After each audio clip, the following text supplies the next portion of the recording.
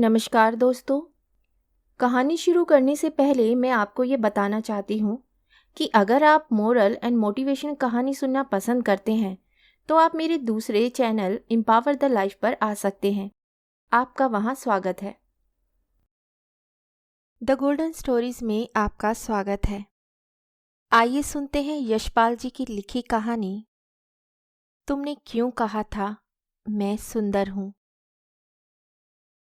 लौटते समय डॉक्टर साहब, माया के जेठ, उनके पड़ोसी निगम और निगम की माँ चाची सबसे अपील कर जाते हैं, आप लोग इन्हें समझाइए, कुछ खिलाइए पिलाइए और हंसाइए।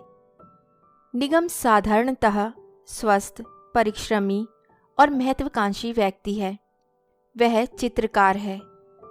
पिछले वर्ष दिसंबर में वह अमेरिका में होने वाली एक प्रदर्शनी में भेजने के लिए कुछ चित्र बना रहा था। उसे इन्फ्लुएंजा हो गया था। बीमारी में विश्राम ना करने के कारण उसका बुखार टिक गया।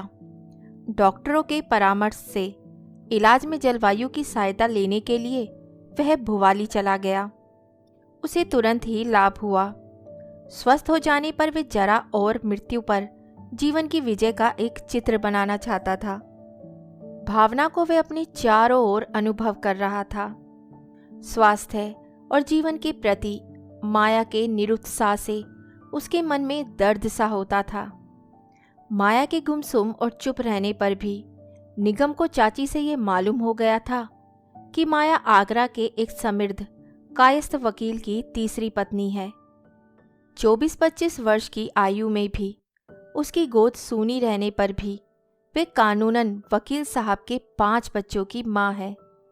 माया के विवाह से पहले वकील साहब की पहली पत्नी 2 लड़कियां, 1 लड़का और दूसरी पत्नी 2 लड़कियां छोड़कर चल बसी थी।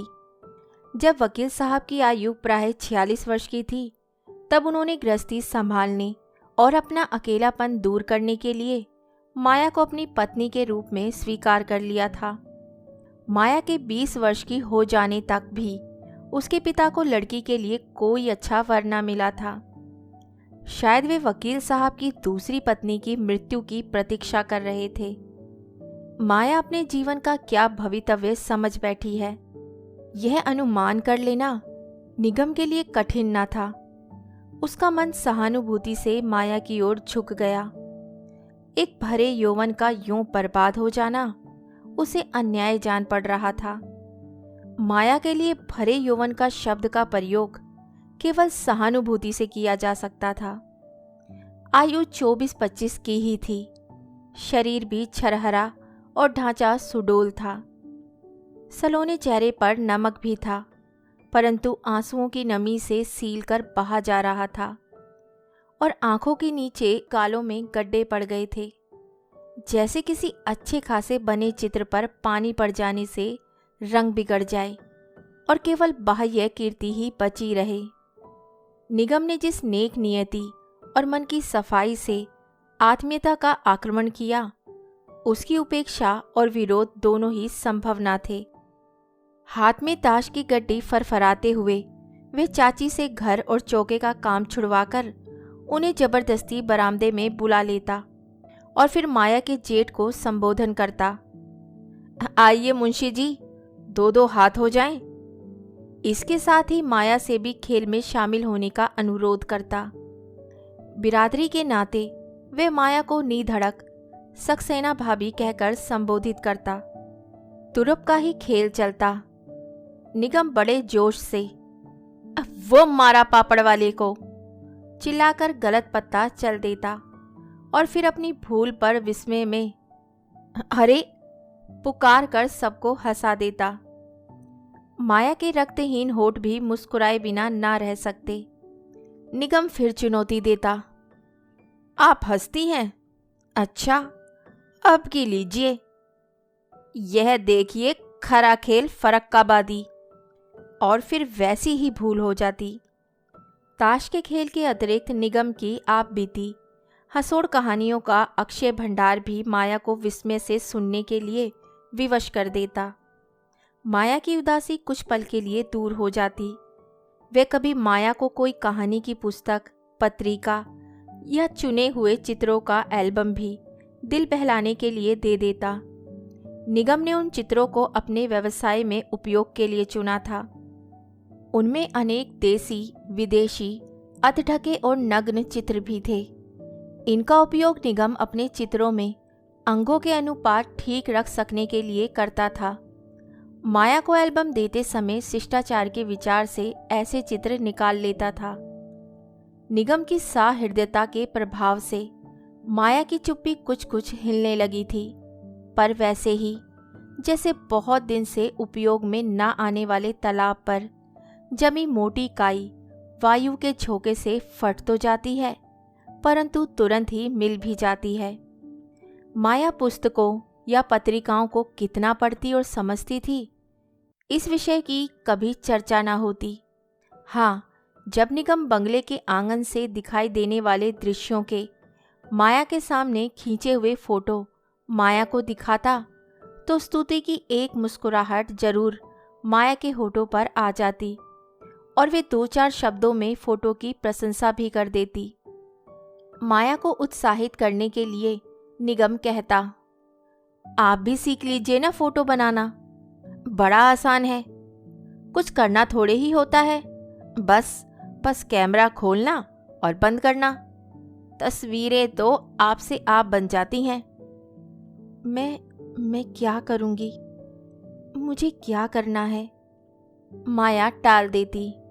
निगम उसे जीवन के प्रति उदास ना होने की नसीहत करने लगता। उस बात से जान बचाने के लिए माया कोई दूसरी बात करने लगती। यह मीरा नौकर बाजार जाता है तो वहीं सो रहता है, देखें शायद आ गया हो। ऐसे ही एक दिन निगम माया को नए फोटो दिखा रहा था और समझा रहा था, जो आदमी कुछ करता रहता है वह उदास नहीं रहता। माया कह बैठी, अच्छा हमारा एक फोटो बना दीजिए। जरूर, निगम ने उत्साह से उत्तर दिया। जब कहिए। अरे जब हो, चाहे अभी बना दीजिए। अवसर की बात। उस समय निगम के पास फिल्म समाप्त हो चुकी थी।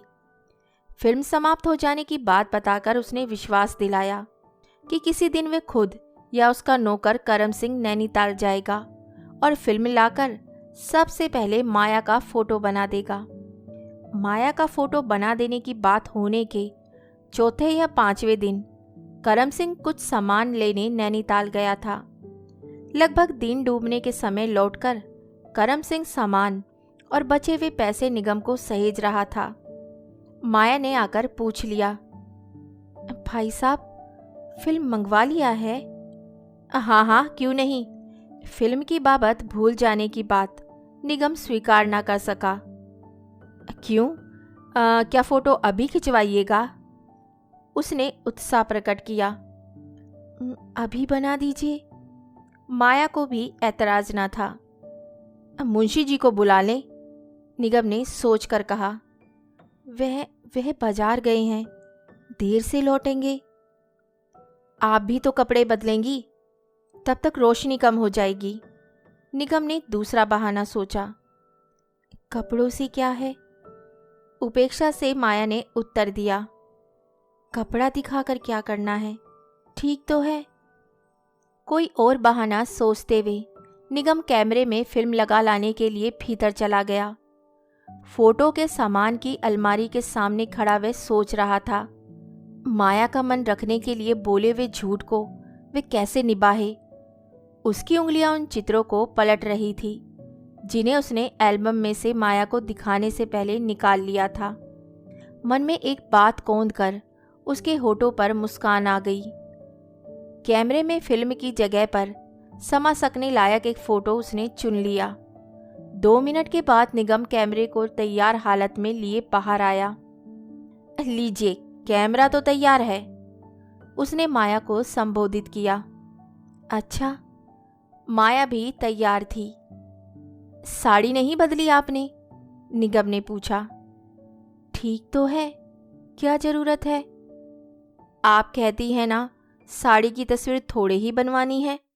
निगम मुस्कुराया। हाँ, साड़ी से क्या होगा, जैसी हूँ वैसी ही रहूंगी। आपके बैठने के लिए कुर्सी लाऊं?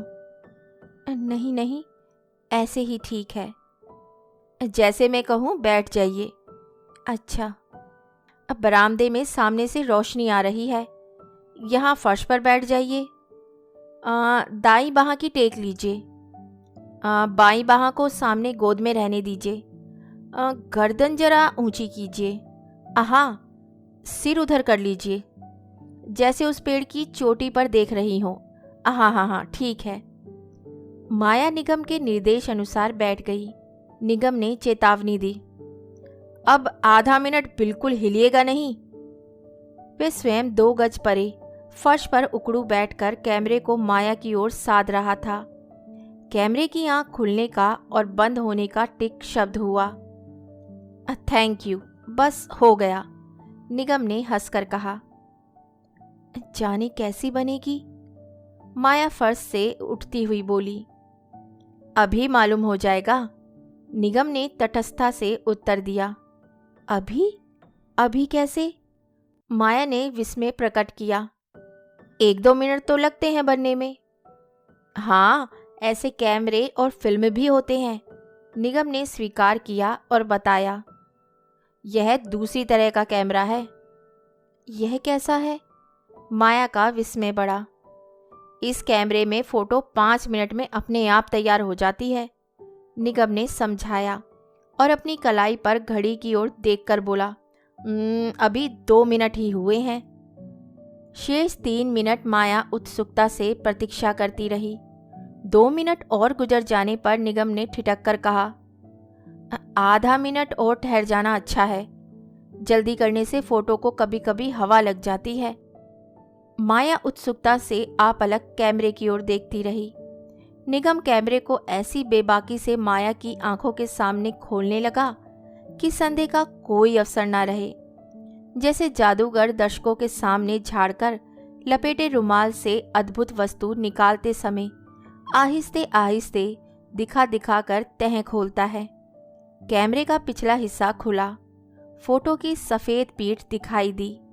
निगम ने फोटो को स्वयं देखे बिना माया की ओर बढ़ा दिया। माया का हाथ उत्सुकता से फोटो की ओर बढ़ गया था, परंतु फोटो आंखों के सामने आते ही हाथ से गिर गई। आंखें झपक गई और शरीर में थोड़ा बहुत जो भी रक्त था पीले चेहरे पर खिंचाया। क्यों? क्या हुआ? भोले स्वर में निगम ने विस्मय प्रकट किया। यह हमारा फोटो है। माया आंखें न उठा सकी, परंतु होठों पर आई मुस्कान भी छिपी न रही। निगम ने आरोप का विरोध किया। आपके सामने ही तो फोटो लेकर कैमरा खोला है। इसमें हमारे कपड़े कहाँ हैं? तनिक आंख उठाकर माया ने साहस किया। फोटो में माया की तरह छरहरे शरीर, परंतु बहुत सुंदर अनुपात के अवयव की निरावरण युवती दाईं बाहाँ का सहारा लिए एक चट्टान पर बैठी कहीं दूर देख रही थी। आपने ही तो कहा था, निगम ने सफाई दी, कि कपड़ों की फोटो थोड़े ही खिंचवानी है। ऐसा भी कहीं होता है? माया ने झेप से अविश्वास प्रकट किया और उसका चेहरा गंभीर हो गया। ओह, निगम ने परेशानी प्रकट की। आपने क्या एक्सरे नहीं देखा कभी? ऐसा भी कैमरा होता है जिसमें शरीर के भीतर की हड्डियां और नसें आ जाती हैं। अपना कैमरा दिखाकर वह कहता गया, इस कैमरे से कपड़ों के भीतर से शरीर की फोटो आ जाती है। यदि आप पूरे कपड़ों समेत चाहती हैं तो मैं दूसरे कैमरे से वैसे ही खींच दूंगा। माया ने एक बार फिर फोटो को देखने का प्रयत्न किया, परंतु देख ना सकी। उसका चेहरा गंभीर हो गया। वह उठकर अपने कमरे में चली गई। निगम भी कैमरा और चित्र लिए अपने कमरे में चला आया। कुछ देर बाद वह चिंता में सिर झुकाए पछताने लगा। यह क्या कर बैठा? माया हंसने की अपेक्षा चिढ़ गई, नाराज हो गई। कहीं चाची से शिकायत ना कर दे। शिकायत कर सकती है या नहीं? रात में नींद आ जाने तक यही विचार निगम को विक्षिप्त किए रहा और इस परेशानी के कारण नींद भी जल्दी न आई। अगले दिन निगम का पश्चाताप और चिंता बढ़ गई। माया की नाराजगी अब साफ ही थी। प्रातः सूर्योदय के समय माया कुछ क्षण के लिए धूप में आती थी और निगम से नमस्कार और कुशल क्षेम हो जाती थी। उस दिन माया दिखाई नहीं दी। निगम क्या करता? तीर कमान से निकल चुका था। वह केवल अपने को ही समझा सकता था कि उसकी नीयत खराब ना थी। उसने केवल हंसी की थी। हंसी दूर तक चली गई। पश्चाताप के कारण निगम स्वयं ही चुप हो गया। उसकी चुप्पी चाची से छिपी न रह सकी। उसने पूछा, जी तो अच्छा है। निगम ने एक किताब में ध्यान लग जाने का बहाना कर चाची को टाल दिया, परंतु उदासी ना मिटा सका। वह किताब पढ़ने का बहाना किए 10 बजे तक अपने कमरे में लेटा रहा।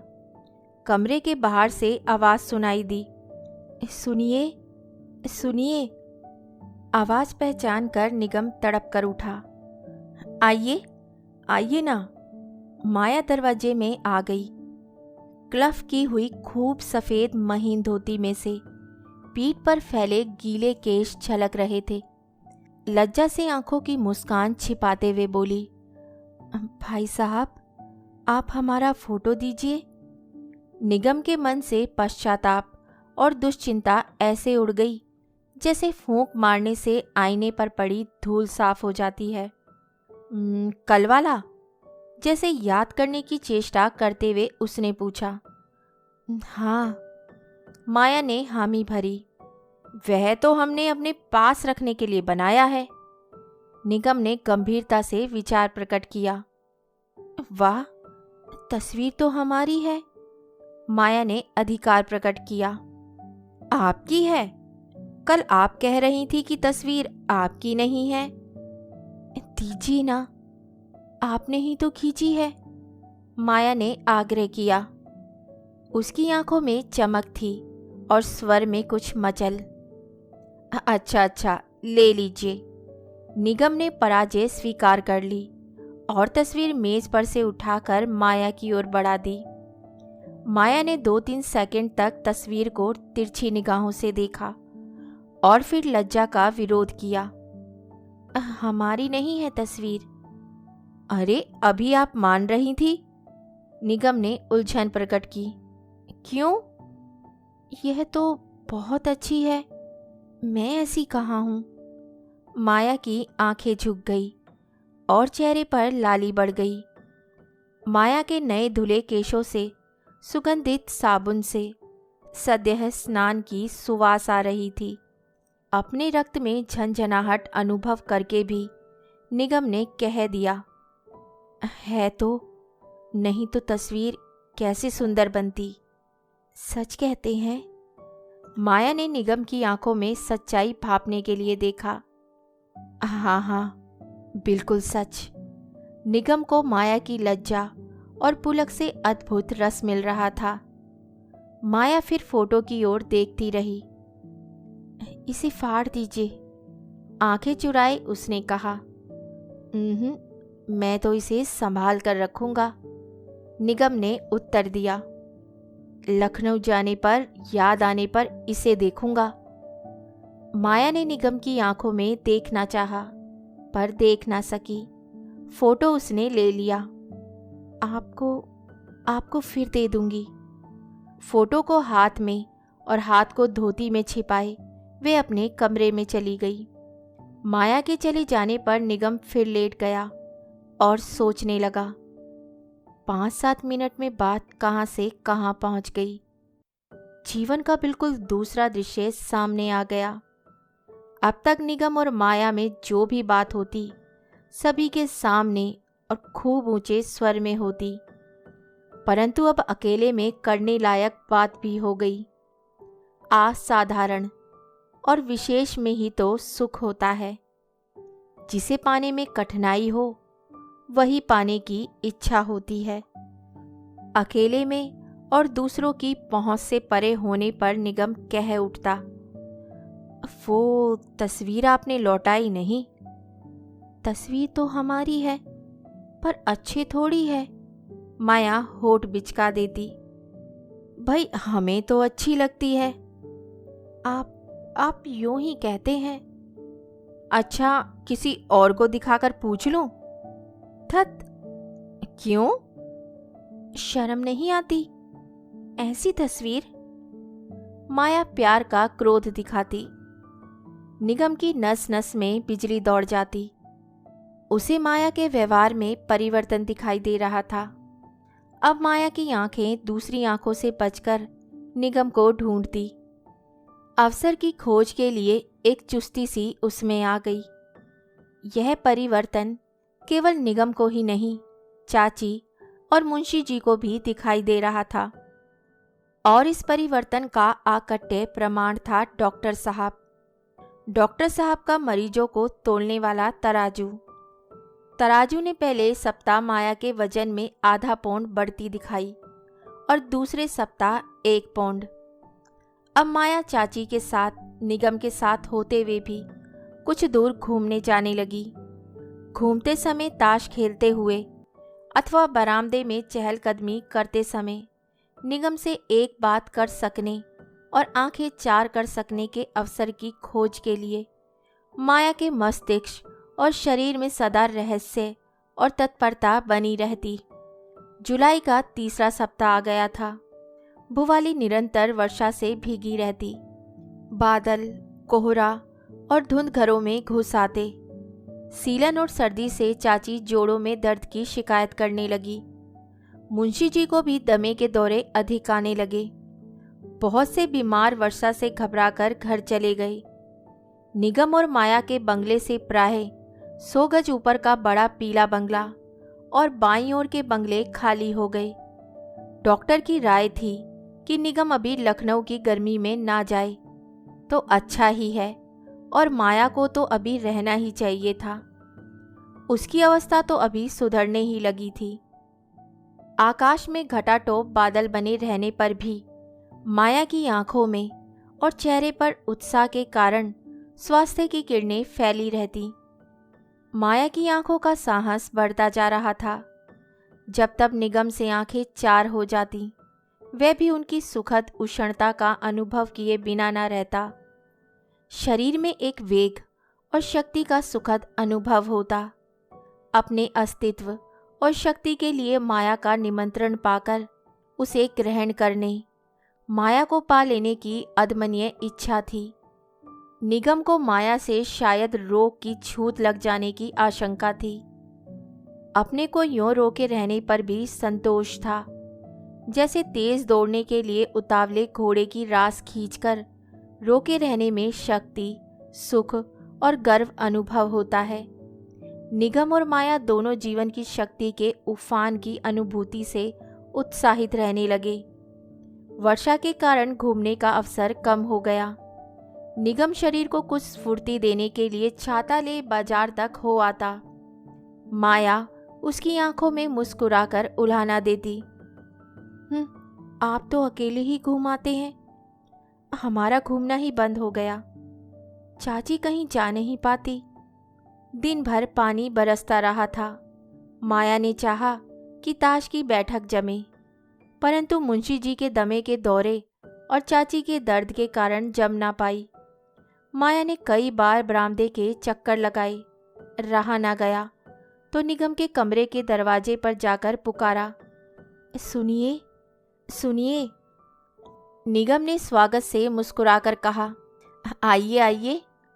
झुंझलाहट के स्वर में माया ने शिकायत की, क्या करें भाई साहब, कोई किताब ही दे दीजिए, बैठे बैठे दिन नहीं कटता है।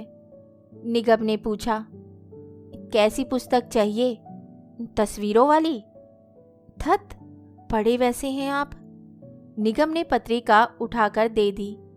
उठती अंगड़ाई को दबाकर निगम की आंखों में मुस्कुराती हुई माया पत्रिका ले लौट गई। माया कुछ देर बाद पत्रिका लौटाने आई।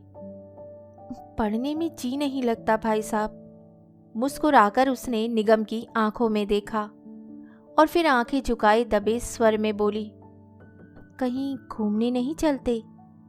चलो, कहाँ चलें? निगम ने वैसे ही स्वर में योग दिया। ऊपर का पीला बंगला तो खाली है। माया के चेहरे पर सुर्खी दौड़ गई। आप नीचे सड़क से घूमकर चले आइए। निगम के शरीर का रक्त बिजली का तार छू जाने से खौल उठा। इच्छा हुई समीप खड़ी माया को बाहों में ले ले, परंतु मस्तिष्क में रोग की संभावना और औचित्य का भी ख्याल आ गया। वह ठिठक गया, परंतु स्त्री के सामने कायरता न दिखाने के लिए तत्परता से बोला, अच्छा अच्छा। इस लुका छिपी में उसे भी रोमांच का अनुभव होता था। उसमें हर्ज ही क्या था। बादल घिरे हुए थे। निगम ने छतरी हाथ में ले ली और रसोई में बैठी चाची को पुकार कर कह दिया, जरा बाजार तक घूम आऊं। निगम अपने बंगले से सड़क पर उतर गया और घूमकर ऊपर के पीले बंगले की ओर चढ़ गया। बंगले के अहाते में लिली के फूल खूब खिले हुए थे। इससे कुछ दिन पहले बंगले में किराएदारों के रहते समय भी शाम को कुछ दूर घूमने जाकर लौटते समय निगम, चाची और माया इस ओर से होकर आ चुके थे। पड़ोसियों के स्वास्थ्य के लिए शुभकामना करके निगम यहाँ से फूल भी ले जाता था। अब बंगला सूना था। बंगले के पिछवाड़े जरा नीचे माली और नौकरों के लिए बनी छोटी छोटी झोपड़ियों से धुआं उठ रहा था। माली संध्या का खाना बना रहा होगा। चढ़ाई चढ़ते समय दम फूल जाने के कारण सांस लेने के लिए खड़े होकर निगम ने घूमकर पीछे की ओर देखा। कि माया आती होगी।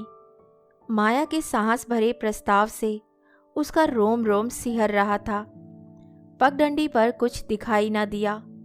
भीगी घास पर बादल का एक टुकड़ा मचलकर बैठ गया था और नीचे कुछ दिखाई न दे रहा था। बरामदे में कुछ आहट सी पाकर निगम ने देखा। माया सामने के बड़े कमरे के दरवाजे में उससे पहले ही से खड़ी मुस्कुराती हुई बाहां उठा उसे आ जाने का संकेत दे रही थी। वे आगे बढ़ कमरे में चला गया। एकांत में माया के इतने निकट होने से उसका रक्त तेज हो गया और चेहरे पर चिनचिनाहट अनुभव होने लगी। माया का सीना भी चढ़ाई पर तेजी से आने के कारण अभी तक लंबे श्वासों से ऊपर नीचे हो रहा था। उसके चेहरे पर ऐसी सुर्खी और सलोनापन था कि निगम देखता रह गया। घने बादलों और धुंध से छाए आकाश के कारण किवाड़ों और खिड़कियों के शीशे से केवल इतना प्रकाश आ रहा था कि शरीर की आकृति भर दिखाई दे सकती थी।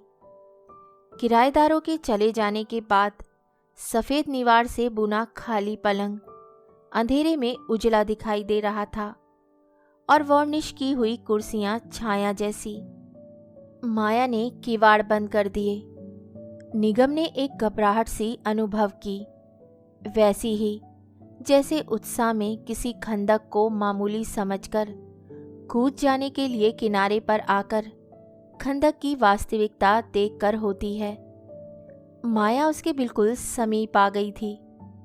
माया ने हाफते हुए पूछा, हमारा फोटो अच्छा था? सच कहिए। और वे जैसे चढ़ाई की थकान से खड़ी न रह सकने के कारण धम से पलंग पर बैठ गई। अंधेरे में भी निगम को उसकी आंखों में चमक और चेहरे की आग्रहपूर्ण मुस्कान बिना देखे ही दिखाई दे रही थी। निगम का हृदय धक धक कर रहा था।